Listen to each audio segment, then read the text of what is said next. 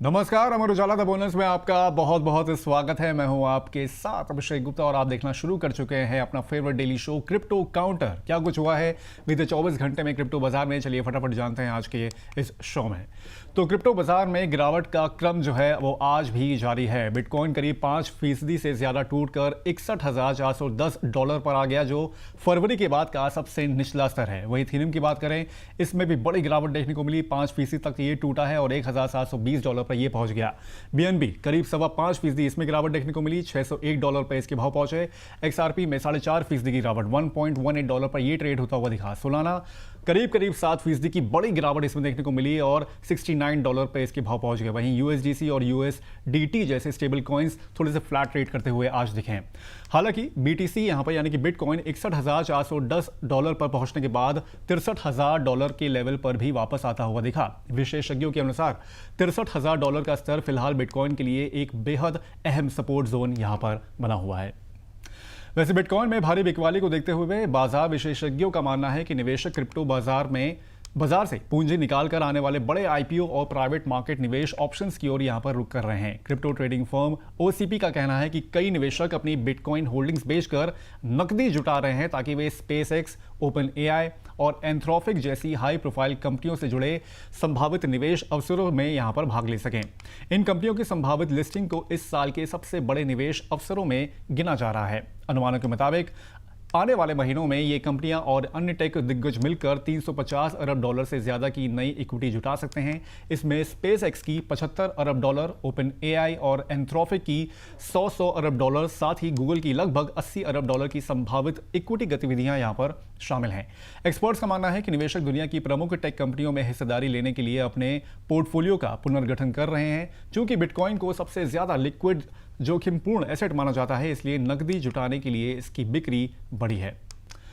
वही डिसेंट्रलाइज और open source blockchain platform Cardano के इकोसिस्टम को लेकर चिंताएं यहां पर बढ़ गई हैं। कार्डानो के संस्थापक चार्ल्स हॉस्किंसन ने हाल ही में कुछ समय के लिए ब्रेक लेने की यहां पर घोषणा की है, जबकि इससे पहले वह चेतावनी दे चुके थे कि इकोसिस्टम में जल्द ही विफलताओं की लहर देखने को मिल सकती है। उनके बयान के बाद कार्डानो का मूल टोकन यानी कि एडीए दबाव में आ गया।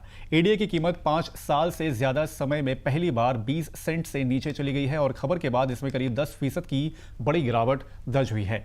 पिछले एक साल में टोकन लगभग 70% तक टूट चुका है। विवाद की शुरुआत तब हुई जब Cardano based analytics platform tap tools ने नेटवर्क पर 4 साल तक काम करने के बाद अपना संचालन बंद करने की घोषणा की थी।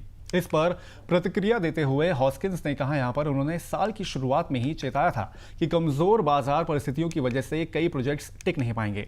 उनके अनुसार मौजूदा बाजार हालात बेहद चुनौतीपूर्ण है और कई प्रोजेक्ट्स बंद होने की यहां पर कगार पर हैं।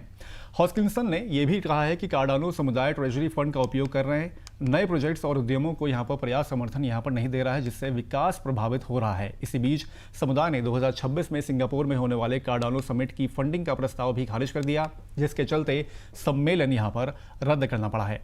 एक्सपर्ट्स का मानना है कि कमजोर मार्केट, प्रोजेक्ट बंद होने की घटनाएं और फंडिंग विवाद नियर टर्म में कार्डानो पर दबाव बनाए रख सकते हैं।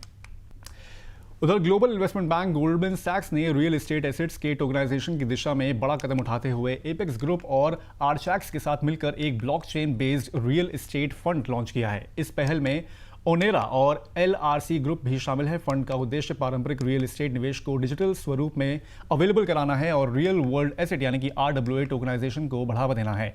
आरडब्ल्यूए टोकनाइजेशन के तहत वास्तविक संपत्तियों को ब्लॉकचेन पर डिजिटल टोकन के रूप में यहां पर जारी किया जाता है। हालांकि इस क्षेत्र में रुचि तेजी से बढ़ी है, लेकिन रियल एस्टेट में बड़े पैमाने पर टोकनाइजेशन अभी तक सीमित रहा है। नया फंड इसी चुनौती को दूर करने की कोशिश करेगा। कंपनी के अनुसार ये फंड ब्लॉकचेन आधारित इशुएंस को पारंपरिक फंड संरचना के साथ जोड़ता है, जिससे परिचालन दक्षता और पारदर्शिता यहां पर बढ़ेगी।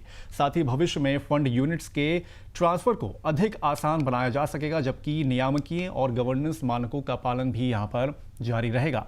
फंड की यूनिट्स को गोल्डमैन सैक्स के GSDAP ब्लॉकचेन प्लेटफॉर्म पर टोकनाइज किया गया है। LRC group fund manager, Archax custodian और डिस्ट्रीब्यूशन पार्टनर, जबकि ओनेरा विभिन्न प्रतिभागियों के बीच कनेक्टिविटी यहां पर प्रदान करेगा। एपेक्स ग्रुप फंड मैनेजमेंट और एडमिनिस्ट्रेशन सेवाएं संभालेगा। वहीं एक्सपर्ट्स का मानना है कि अगर ये मॉडल सफल रहता है तो आने वाले सालों में रियल एस्टेट समेत कई पारंपरिक एसेट क्लासेस में टोकनाइजेशन को व्यापक एक्सेप्टेंस मिल सकती है और निवेशक के लिए नए अवसर यहां पर खुल सकते हैं। तो आज के क्रिप्टो काउंटर में बस इतना ही। ये शो कैसा लगा हमें कमेंट करके आप जरूर बताएं। बाकी अब होगी आपसे कल मुलाकात, तब तक के लिए मुझे दीजिए इजाजत। नमस्कार।